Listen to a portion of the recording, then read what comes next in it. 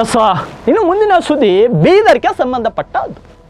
ಈಗ ಸರ್ಕಾರಗಳು ಯಾವುದೇ ಇರಲಿ, ಕಾಂಗ್ರೆಸ್ ಇರಲಿ, ಬಿಜೆಪಿ ಇರಲಿ, ಕಲ್ಯಾಣ ಕರ್ನಾಟಕ ವಿಷಯ ಬಂದಾಗ ಕಾಂಗ್ರೆಸ್ ಮತ್ತು ಬಿಜೆಪಿ ನಾಯಕರು ಪದೇ ಪದೇ ಪದೇ ಒಂದು ವಿಷಯವನ್ನ ಹೇಳ್ತಾರೆ. ಅದೇನಂದ್ರೆ ನಾವು 3,000 ಕೋಟಿ ಕೊಟ್ಟಿದ್ದೀವಿ, ಇನ್ನೊಬ್ರು ಹೇಳ್ತಾರೆ ನಾವು 5,000 ಕೋಟಿ ಕೊಟ್ಟಿದ್ದೀವಿ.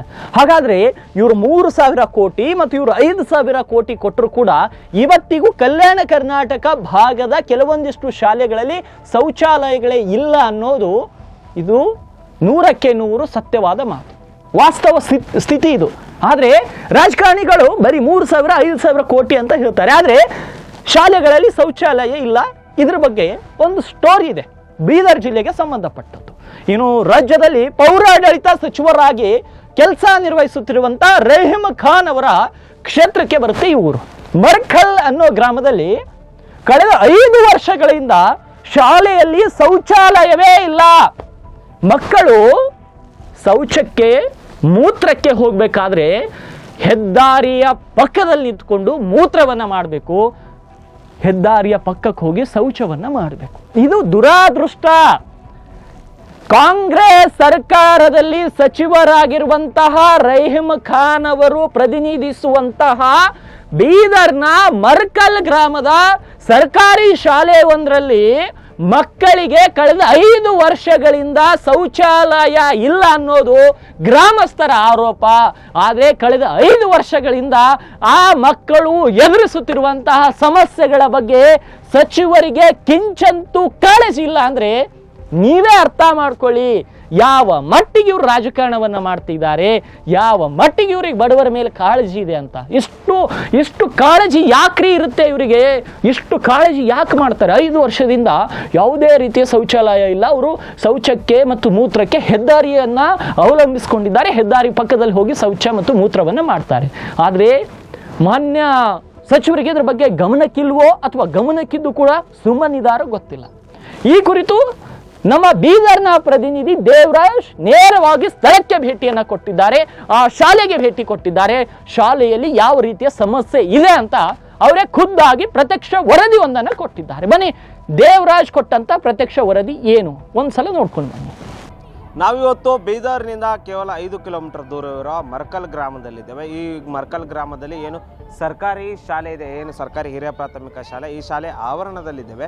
ಈ ಶಾಲೆಗೆ ಏನು ಒಂದು ಸುಸಜ್ಜಿತವಾದ ಕಾಂಪೌಂಡ್ ಇಲ್ಲ, ಅದೇ ರೀತಿ ಒಂದು ಆಟದ ಮೈದಾನ ಇಲ್ಲ, ಏನು ಇಲ್ಲಿರೋಂಥ ವಿದ್ಯಾರ್ಥಿಗಳಿಗೆ ಒಂದು ಶೌಚಾಲಯದ ವ್ಯವಸ್ಥೆ ಕೂಡ ಇಲ್ಲ.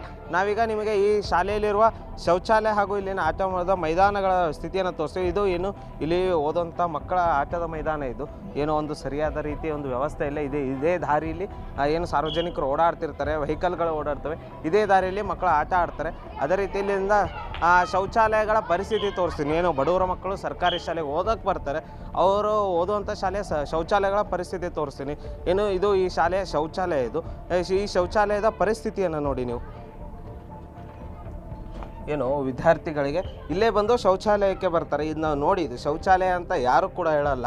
ಇಲ್ಲಿನ ಅವಸ್ಥೆಯನ್ನು ನೋಡಿ ಒಂದು ರೀತಿ ದುರ್ವಾಸನೆ ಬರ್ತದೆ. ಏನು ಇಲ್ಲಿ ಒಂದು ಹನಿ ನೀರಿನ ವ್ಯವಸ್ಥೆ ಇಲ್ಲ. ಏನು ವಿದ್ಯಾರ್ಥಿಗಳು ನಿತ್ಯ ಇಲ್ಲೇ ಏನು ತಮ್ಮ ಶೌಚವನ್ನು ಮಾಡ್ತಾರೆ, ಅಂದರೆ ಯೂರಿನ್ ಪಾಸ್ ಮಾಡ್ತಾರೆ ಇಲ್ಲೇ ಪ್ರತಿನಿತ್ಯ. ಅದು ಯಾವ ಕಡೆ ಹೊರಗೆ ಹೋಗೋಕ್ಕೂ ಒಂದು ಪೈಪ್ ಕೂಡ ಇಲ್ಲಿ ವ್ಯವಸ್ಥೆ ಇಲ್ಲ. ಇದು ಇಲ್ಲಿನ ಬಾಲಕ ಅಂದರೆ ಬಾಲಕ ವಿದ್ಯಾರ್ಥಿಗಳು ಇರೋವಂಥದ್ದು. ಅದೇ ರೀತಿ ಇಲ್ಲಿನ ಮಹಿಳೆಯರ ಶೌಚಾಲಯ ತೋರಿಸ್ತೀನಿ, ವಿದ್ಯಾರ್ಥಿಗಳಿರೋದು. ಏನು ಇಲ್ಲಿರುವಂಥ ಶೌಚಾಲಯಗಳನ್ನ ಬಳಸ್ತೀವಿ ಅಂತ ಇಲ್ಲಿನ ಮುಖ್ಯ ಶಿಕ್ಷಕರು ಹೇಳ್ತಾರೆ. ಆದರೆ ಇಲ್ಲಿನ ಶೌಚಾಲಯಗಳ ಚಾವಿ ಹಾಕಿದೆ, ಅಂದರೆ ಕೀ ಹಾಕಿದೆ. ಅಂದರೆ ಇಲ್ಲಿ ಈಗ ಸದ್ಯಕ್ಕೆ ಇರೋದು ಒಂದೇ ಶೌಚಾಲಯ ಇಲ್ಲಿ ಇವರು ತೋರಿಸೋ ಮಟ್ಟಿಗೆ. ಅದೇ ರೀತಿ ಇಲ್ಲಿನ ಶೌಚಾಲಯ ಸ್ಥಿತಿ ಬಗ್ಗೆ ಮಾತಾಡಲಿಕ್ಕೆ ನಮ್ಮ ಜೊತೆ ಇಲ್ಲಿನ ಮುಖ್ಯ ಶಿಕ್ಷಕರಿದ್ದಾರೆ. ಹೆಡ್ ಮಾಸ್ಟರ್ ಅಲ್ಲ ಸರ್ ನೀವು? ಅವ್ರನ್ನ ಮಾತಾಡಿಸ್ತಾ ಹೋಗ್ತೀನಿ.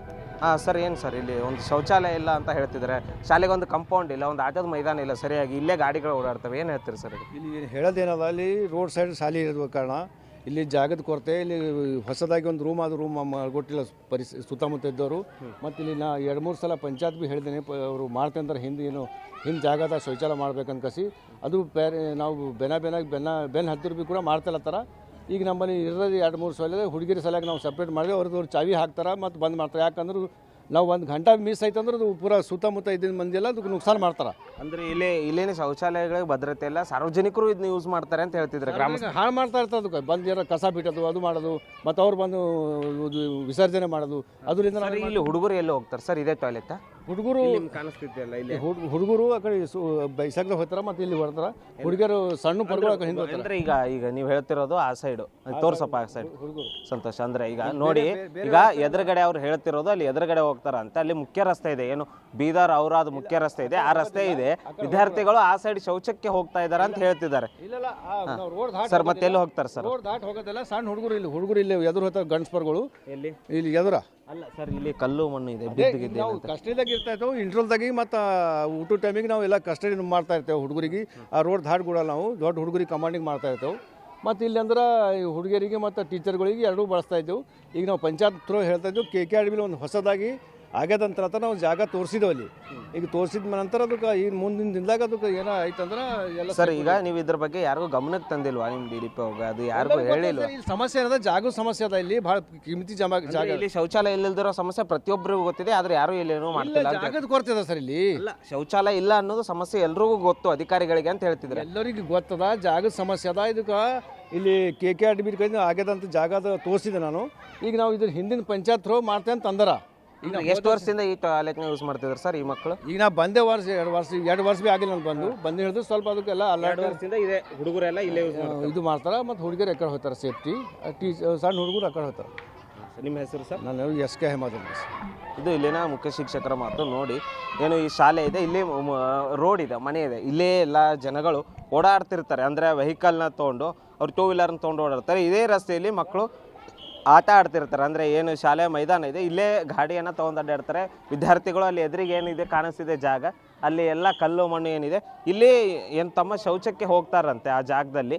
ಏನು ಮುಂದ್ಗಡೆನೆ ಅಲ್ಲಿ ಏನು ಹೆದ್ದಾರಿ ಇದೆ, ರಾಜ್ಯ ಹೆದ್ದಾರಿ, ಏನು ಬೀದರ್ ಔರಾದ್ ಮುಖ್ಯ ರಸ್ತೆ. ಈ ರಸ್ತೆಯಲ್ಲಿ ಓಡಾಡ್ತಿರ್ತಾರೆ. ಆದರೆ ಇಲ್ಲಿನ ವ್ಯವಸ್ಥೆ ಯಾವ ರೀತಿ ಇದೆ, ಮಕ್ಕಳು ಆ ಮುಖ್ಯ ರಸ್ತೆ ಪಕ್ಕದಲ್ಲೇ ಹೋಗುವಂಥ ವ್ಯವಸ್ಥೆ ಇಲ್ಲಿ ನಿರ್ಮಾಣ ಆಗಿದೆ. ನೋಡ್ತಿರ್ಬೋದು ನೀವು, ಏನು ಕಾಂಪೌಂಡ್ ಇಲ್ಲ ಶಾಲೆಗೆ. ಮುಖ್ಯವಾಗಿ ಏನು ಮುಖ್ಯ ರಸ್ತೆ ಪಕ್ಕ ಅಂದ್ರೆ ಇಲ್ಲಿ ಒಂದು ಕಾಂಪೌಂಡ್ ಇಲ್ಲ, ಒಂದು ಟಾಯ್ಲೆಟ್ ಕೂಡ ಇಲ್ಲ. ಇಲ್ಲ ಏನು ಮುಖ್ಯ ಶಿಕ್ಷಕರಿಗೆ ಇದರ ಬಗ್ಗೆ ಕೇಳಿದಾಗ, ನಾನು ಬಂದು 2 ವರ್ಷ ಆಯ್ತು ಸರ್, ಅಲ್ಲಿ ಏನು ಹಾಳು ಬಿದ್ದಿರೋ ಒಂದು ಶೌಚಾಲಯವನ್ನೇ ಬಳಸ್ತಾ ಇದ್ದಾರೆ ಅಂತ ಹೇಳ್ತಿದ್ದಾರೆ. ಇದರ ಬಗ್ಗೆ ಏನು ಶಿಕ್ಷಣ ಅಧಿಕಾರಿಗಳು ಹಾಗೂ ಇದು ಜಿಲ್ಲಾಧಿಕಾರಿಗಳು ಇದರ ಬಗ್ಗೆ ಸ್ವಲ್ಪ ಕ್ರಮ ವಹಿಸಿ ಮಕ್ಕಳಿಗೆ ಶೌಚಾಲಯ ನೀರಿಸಿ ಅವರ ಗೌರವವನ್ನು ಕಾಪಾಡಬೇಕು ಅನ್ನೋದು ನಮ್ಮ ಉದ್ದೇಶವಾಗಿದೆ. ಕ್ಯಾಮ್ರಾಮನ್ ಸಂತೋಷ್ ಜೊತೆ ದೇವರಾಜ್ ಹೊನಗೆರೆ, ಉತ್ತರ ಕರ್ನಾಟಕ ನ್ಯೂಸ್, ಬೀದರ್. ಕೇಳಿದ್ರಲ್ಲ, ಇದು ಬೀದರ್ನ ಮರಕಲ್ ಶಾಲೆಯ ಒಂದು ವಾಸ್ತವ ಸ್ಥಿತಿ. ನಮ್ಮ ಪತ್ರಕರ್ತ ಏನು ನಮ್ಮ ಪ್ರತಿನಿಧಿ ಸ್ಥಳಕ್ಕೆ ಹೋದಾಗ ಈ ರೀತಿಯ ವಾಸ್ತವಾಂಶಗಳು ಹೊರಗೆ ಬಂತು. ಆದರೆ ಆ ಒಂದು ಕರಾಳತೆಯನ್ನು 5 ವರ್ಷಗಳಿಂದ ಸ್ಥಳೀಯ ಶಾಸಕರು, ಈಗೇನು ಹಾಲಿ ಸಚಿವರಾಗಿದ್ದಾರೆ, ಅವರಿಗೆ ಕನಿಷ್ಠ ಸೌಜನ್ಯಕ್ಕೆ ಮರಕಲ್ ಗ್ರಾಮ ಬೀದರ್ನಿಂದ ಕೇವಲ 5 ಕಿಲೋಮೀಟರ್ ದೂರದಲ್ಲಿದೆ. ಕೇವಲ 5 ಕಿಲೋಮೀಟರ್. ಆದರೆ 5 ಕಿಲೋಮೀಟರ್ ದೂರದಲ್ಲಿರುವಂಥ ಮರಕಲ್ನಲ್ಲಿಯೇ ಈ ರೀತಿಯ ಸಮಸ್ಯೆಗಳು ಇದೆ ಅಂದರೆ, ದೂರದ 50, 60, 70 ಕಿಲೋಮೀಟರ್ ಜಿಲ್ಲಾ ಕೇಂದ್ರದಿಂದ ದೂರ ಇರುವಂತಹ ಸರ್ಕಾರಿ ಶಾಲೆಗಳಲ್ಲಿ ಯಾವ ರೀತಿಯ ಪರಿಸ್ಥಿತಿ ಇದೆ ಅನ್ನೋದನ್ನು ಒಂದು ಸಲ ಅರ್ಥ ಮಾಡ್ಕೊಳ್ಬೇಕು.